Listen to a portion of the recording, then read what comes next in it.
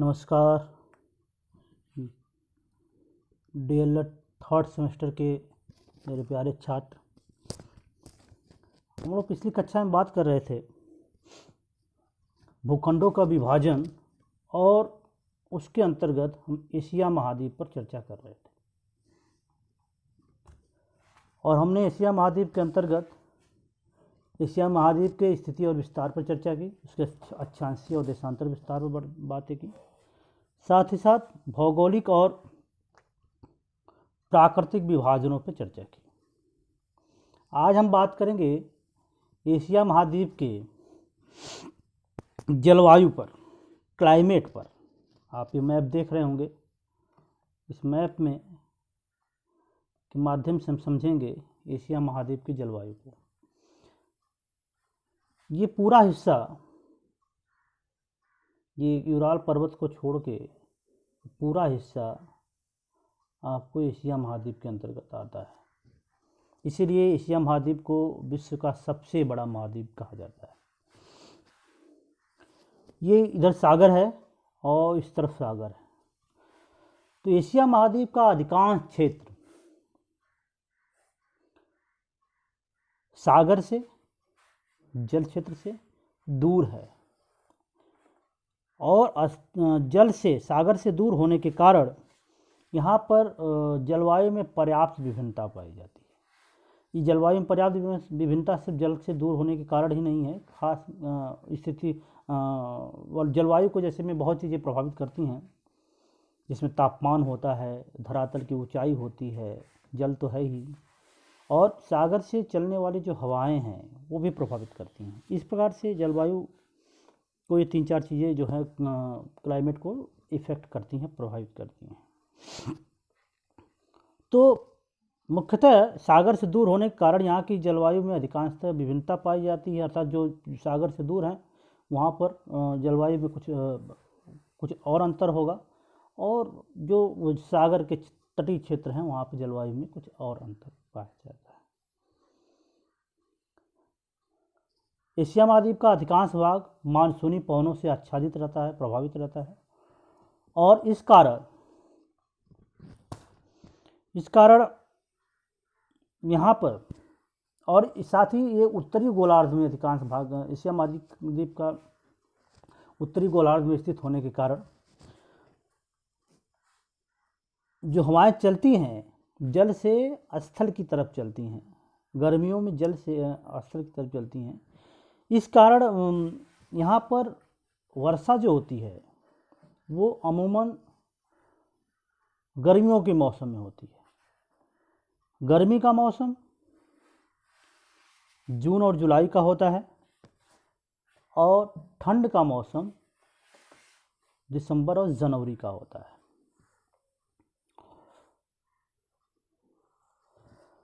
पौने जब जल से स्थल की तरफ बहती हैं तो ऊंचे स्थानों से टकराने के कारण गर्मियों में वर्षा करती हैं, और ये मैप के माध्यम से आप देख रहे होंगे कि वर्ष भर वर्षा का जो आच्छादन है वो किस प्रकार का है।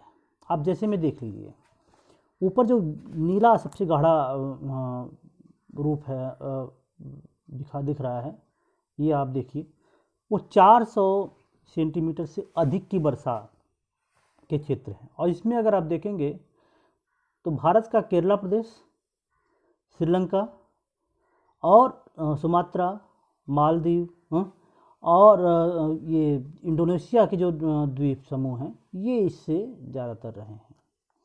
200, 300 या 100 की बात करें तो भारत का उत्तर पश्चिमी एरिया, उत्तर पूर्व एरिया, आपका पूरा बांग्लादेश कर रहा हूँ, म्यांमार, ये सारे देश हैं। कम वर्षा क्षेत्र की बात करें अगर, जो 0 से 25% से भी नीचे जहाँ वर्षा होती है, ये चाइना का कुछ क्षेत्र है, ये आप ले लीजिए, और खाड़ी देश हैं जिसे आप गल्फ कंट्रीज़ कहते हैं, और ये वे कंट्रीज़ हैं जहाँ पर सर्वाधिक कम वर्षा होती है। साथ ही साथ ये हिस्सा भी है जहाँ पे कम वर्षा होती है, साइबेरिया का।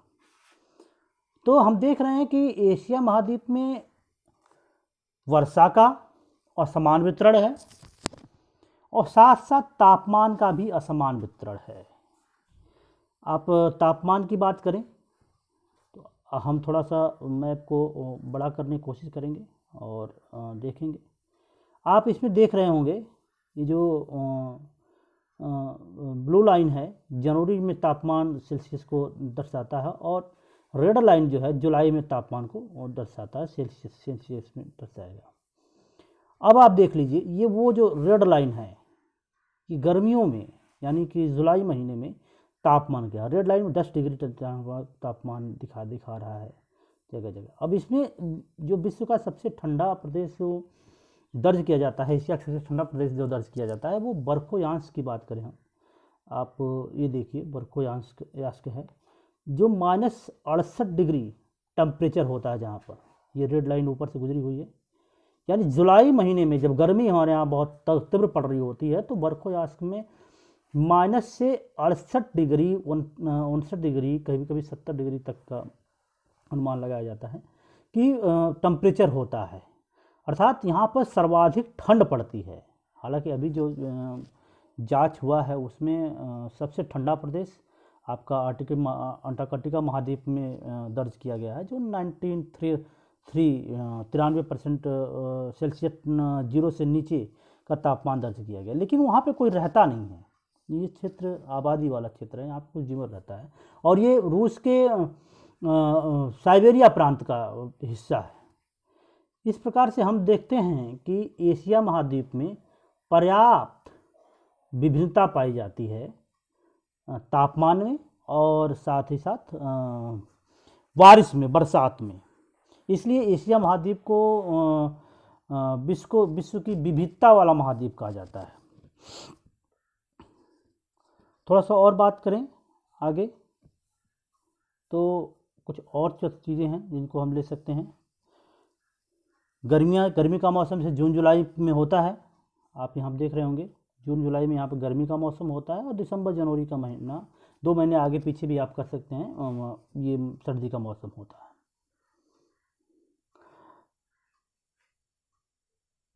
50 सेंटीमीटर से कम वर्षा वाले क्षेत्रों की बात करें तो दक्षिण पश्चिम एशिया, मध्य एशिया, उत्तरी रूस में औसतन वर्षा जो है 50 सेंटीमीटर से कम होती है। साथ ही साथ वो क्षेत्र जहाँ पर 200 सेंटीमीटर से भी अधिक वर्षा होती है उनकी बात की जाए तो उनमें मलेशिया, फिलीपींस, इंडोनेशिया, ये सब हिंद महासागर और सागरीय क्षेत्र के द्वीप समूह हैं। दक्षिण पूर्व एशिया, तटीय भाग, हिमालय का तराई भाग में भी बरसात ज़्यादा होती है क्योंकि वहाँ से जब ठंडी हवाएं चलती हैं, आर्द्र हवाएं चलती हैं और हिमालय से टकराती हैं तो वहीं पर वर्षा कर देती हैं। तो हिमालय का तराई भाग में वर्षा अच्छी होती है। उत्तर पूर्वी भाग जैसे में कि उत्तराखंड वगैरह के जो हिस्से हैं वहाँ बारिश अच्छा होती है। पश्चिमी तटीय भाग में औसतन वर्षा 200 सेंटीमीटर से अधिक होती है। तो ऐसे हम देखते हैं कुछ क्षेत्र तो एशिया महाद्वीप का ऐसा है जो वर्ष भर करीब करीब सूखा निकल जाता है और कुछ क्षेत्र ऐसे हैं जहाँ पर बहुत अधिक वर्षा होती है। तो ये पर्याप्त विभिन्नता एशिया महाद्वीप में हम पाते हैं। इस तरह से एशिया महाद्वीप में तमाम विविधताएं पाई जाती हैं और व्यवसाय और प्रमुख फसलों पर बात करें समस्त एशिया का लगभग 70% जनसंख्या कृषि पर आधारित है। एशिया जिससे हमारा भारत कृषि प्रधान देश माना जाता है, उस तरह एशिया को भी आप कृषि प्रधान महाद्वीप कह सकते हैं। विश्व का लगभग 51% कृषि की भूमि, 51% कृषि योग्य भूमि एशिया में है और पूरा एशिया विश्व के समस्त खाद्यान्न का 52% खाद्यान्न उत्पादित करता है। अपने खाद्यान्न उत्पादित योग्य भूमि से 1% अधिक। खेती के प्रकारों की बात करें तो एशिया महाद्वीप में खेती के तीन प्रकारों की खेती की जाती है, जिसमें आप गहरी खेती कर सकते हैं जिसमें चीन, जापान, भारत और म्यांमार में की जाती है। विस्तृत खेती मंगोलिया, मंचूरिया ये चीन का ही क्षेत्र है। साइबेरिया, मध्य एशिया, ये मंचूरिया इसलिए आ रहा है कि इस समय खाद्यान्नों में मंचूरियन काफ़ी फेमस हो रहा है, मैं देख रहा हूँ। और मंचूरिया का वो फेवरेट खाद्यान्न है जिसे मंचूरियन के नाम से आजकल दावतों में खास करके परसा जा रहा है। बागानी खेती की बात करें तो जापान सर्वाधिक करता है, मलेशिया, श्रीलंका, जावा एवं भारत के कुछ भागों में बागानी खेती की जाती है। उत्पादन की बात करें तो एशिया महाद्वीप विश्व का, ये आप देख रहे होंगे, 97% जूट उत्पादित करता है। जूट उत्पादन में विश्व में एशिया महाद्वीप का ऊंचा स्थान है। 92% रबर, जिस पर मलेशिया का नाम आप जानते ही हैं। 93% चाय भारत और चीन, और 33% गेहूँ एशिया महाद्वीप विश्व का उत्पादित करता है। इस प्रकार से हम देखते हैं कि एशिया महाद्वीप कुछ फसलों में अपनी विशेषता रखता है। इस मैप के माध्यम से आप कृषि की स्थिति क्या है, भूमि की योग्यता बात करें, कृषि योग्य भूमि, वे जो भूमि जो भूरे रंग की हैं, भारत में आप देख रहे होंगे सर्वाधिक क्षेत्र कृषि योग्य भूमि दिख रहा है। चाइना का ये क्षेत्र जो है कुछ साइबेरिया का क्षेत्र है जिसमें कृषि योग्य भूमि अधिकतर दिख रही है। कृषि योग्य चारागाह, चारागाह की बात करें, चाइना का अधिकांश क्षेत्र चारागाह के रूप में लिया जा सकता है। बागवानी के लिए भारत का, जहाँ पे बरसात अधिक होती है, बागवानी वहाँ अच्छा किया जा सकता है। आप तटीय क्षेत्र को देख रहे होंगे, ये तटीय क्षेत्र जो देख रहे होंगे आप, जहाँ पे भारत में खासकर बागवानी की जा सकती है। साथ में जापान का हिस्सा आप देख लीजिए, जापान महाद्वीप, ये देखिए सब है ना, कुछ जगहों पे किया जा सकता है। वृक्षारोपण, चारागाह, ये आप देख लीजिए, चाइना इसका कुछ और कुछ देश है हिस्सा है। इस तरह से हम देखते हैं कि एशिया महाद्वीप में लगभग हर तरह के कृषि योग्य भूमियां हैं। हर तरह की कृषि में भी विविधता पाई जाती है। कृषि की बात करें तो हमारे यहाँ जौ, कॉफ़ी, कपास, खजूर, फल, मूंगफली, मक्का, बाजरा, जई, आलू, चावल, सोयाबीन, गन्ना, चुकंदर, तंबाकू, चाय, द्राक्षा और गेहूँ जैसी तमाम जो फसलें हो सकती हैं वो उत्पादित एशिया महाद्वीप में की जाती हैं। ये एशिया महाद्वीप का की विविधता है।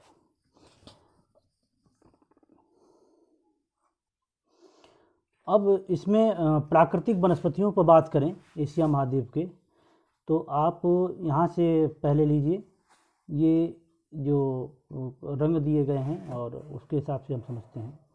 तो ये सबसे पहले लिखा है आल्पस टुंड्रा और उच्च कट पठार। आल्पाई टुंड्रा प्रदेश, मैंने जिसमें आपको पढ़ाया था टुंड्रा प्रदेश क्या है, ये जो ऊपर का हिस्सा है खासकर आर्कटिक महासागर के से लगा हुआ जो साइबेरिया का, रूस का हिस्सा है, वो इसके अंतर्गत आता है, जहाँ पर अधिकांश समय तक बर्फ़ जमी रहती है। लाइकेन नामक वनस्पति उत्पत्ति है, जिन्हें डांडियर आप नाम सुने होंगे, उसका सेवन करता है। दूसरा है विस्तृत पर्डियन वन और घास के मैदान। आप ये हिस्सा देख रहे होंगे जिसमें कोरियाई द्वीप समूह आता है, जहाँ पे ये ऐसे मैदान पाए जाते हैं, विस्तृत पर्डियन और घास के मैदान पाए जाते हैं। शंकुआधार वन की बात करें अगर, तो ये पूरा क्षेत्र, पूरा साइबेरिया का क्षेत्र जो शंकुआधार, क्योंकि यहाँ पर बर्फ़ पड़ती है, बर्फ़ गिरने के कारण शंकुआकार, तो वन वही रह पाएंगे, अस्तित्व बचा पाएंगे जो वातावरण के साथ अपने आप को ढाल सकें, और ढालने के लिए उनकी संरचना कुछ इस ढंग की होनी चाहिए। शंकुआकार वनों की खासियत ये होती है कि उनकी पत्तियाँ पतली और नुकीली होती हैं, तो बर्फ़ जब उस पर गिरती है तो वो फिसल जाती है, इसलिए उनके भीतर जो हरित कण होते हैं वो जम नहीं पाते हैं और वो उनका अस्तित्व रहता है, उनका जीवन बचा रहता है। तो ये बर्फीला क्षेत्र होता है, ये है, और यहाँ पर इसलिए शंकुआकार वन पाए जाते हैं। भारत के भी कुछ क्षेत्र ऐसे हैं जहाँ पर शंकुआकार वन पाए जाते हैं, जैसे हिमालयी क्षेत्रों की बात करें तो वहाँ पर शंकुआकार वन हैं, क्योंकि वहाँ पे भी बर्फ़ गिरती है और बर्फ़ गिरने पर वो अपना अस्तित्व बचा पाते हैं। मरुस्थलों की बात करें हम, तो आप मरुस्थल देख रहे होंगे, ये पूरा अरब कंट्रीज़ का हिस्सा, कुछ चाइना और रूस का हिस्सा। ये हिस्सा जो पूरी खेती नहीं की जा सकती इसलिए है, लेकिन यहाँ कुछ खनिज पदार्थ पाए जाते हैं। रूस का अधिकांश हिस्सा जो है कृषि के योग्य नहीं है, लेकिन प्राकृतिक संसाधनों से युक्त है, इसलिए वहाँ पर चल जाता है। इसलिए कहा जाता है कि जो तथ्य है उसमें एशिया महाद्वीप का अधिकांश क्षेत्र यूराल पर्वत के पश्चिम में, अधिकांश जनसंख्या यूराल पर्वत के पश्चिम में निवास करती है, क्योंकि ये जो यूरोप का हिस्सा है ये कृषि योग्य है, यहाँ पर बसा जा सकता है। और बाकी जो ये हिस्सा है ये पथरीला है, बर्फीला है और यहाँ पे खेती नहीं की जा सकती। इसलिए अधिकांश क्षेत्र तो एशिया महाद्वीप में है, लेकिन जनसंख्या उसकी अधिकांश जो है यूरोप में निवास करती है। सदाबहार वृक्षों और झाड़ियों की बात करें तो आप ये देख रहे होंगे, आपको हम पढ़ा रहे थे तो म्यांमार को पढ़ा रहे थे।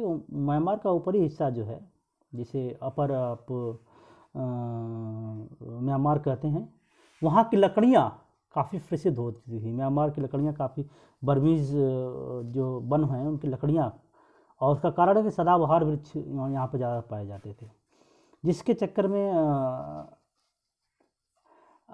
हमला किया गया, अंग्रेज हमला करते हैं। ये सब चीज़ें हैं। साथ ही साथ थोड़ा सा और नीचे जाएं तो घास के मैदान आप देख लीजिए, हरे रंग से दिखा रहा है जगह जगह। पहले उष्णकटिबंधीय वर्षा वन की बात करें तो उष्णकटिबंधीय वर्षा वन ये आप देख रहे होंगे। जितने भी सागर से लगे हुए, जैसे बांग्लादेश हो गया, आपका म्यांमार का निचला हिस्सा हो गया, डाउन एरियाज हो गया, श्रीलंका का कुछ हिस्सा हो गया, मालदीव हो गया, इंडोनेशिया द्वीप समूह, ये सब द्वीप समूह हैं जहाँ पर उष्णकटिबंधीय वर्षा वन पाए जाते हैं और सागर के निकट होने के कारण यहाँ पर अधिक होता है। मानसूनी काष्ठ की बात करें तो मानसूनी काष्ठ सर्वाधिक मात्रा में अगर आप देखें तो चीन में पाया जाता है, और साथ में साथ ये कुछ जो मध्य एशिया का हिस्सा है, माइनर क्षेत्र है, वहाँ पे आपको पाया जाता है। अर्ध उष्णकटिबंधीय वनों की बात करें तो उसमें आपको ये देश क्षेत्र दिख रहा होगा। ये सब प्राकृतिक वनस्पति के अंतर्गत हम इनको देख सकते हैं। जनसंख्या के घनत्व पे बात करें अगर हम, तो जनसंख्या के घनत्व में भी पर्याप्त विविधता एशिया महाद्वीप में देखने को मिली। जनसंख्या घनत्व पे हम बात करें तो आप देख रहे होंगे बांग्लादेश, जहाँ पर जनसंख्या घनत्व सर्वाधिक पाया जा रहा है। साथ ही साथ जनसंख्या घनत्व में भारत, चीन और कुछ ये इंडोनेशिया और मालदीव जैसे जो हिंद महासागर और प्रशांत महासागर के द्वीप हैं, इनमें भी जनसंख्या का घनत्व अधिक पाया जाता है। जापान को ले लीजिए आप, ये द्वीप समूह भी खास करके हैं। जनसंख्या घनत्व अक्सर वहाँ पर है जहाँ पर खेती हो सकती है, भूमि समतल है, और इसमें मुख्यतः भारत और चाइना का नाम आता है जहाँ पर जनसंख्या अधिक निवास करती है। और आप जानते ही हैं कि विश्व का सबसे अधिक जनसंख्या क्षेत्रफल वाला देश चाइना है, और उसके बाद भारत का नाम आता है। तो हम देख रहे हैं कि पर्याप्त अंतर विश्व में जनसंख्या के वितरण में भी एशिया महाद्वीप में है। इसलिए एशिया महाद्वीप को, इन सब चीज़ों को मिलाकर के एशिया महाद्वीप को विविधताओं का द्वीप कहा जाता है, महाद्वीप कहा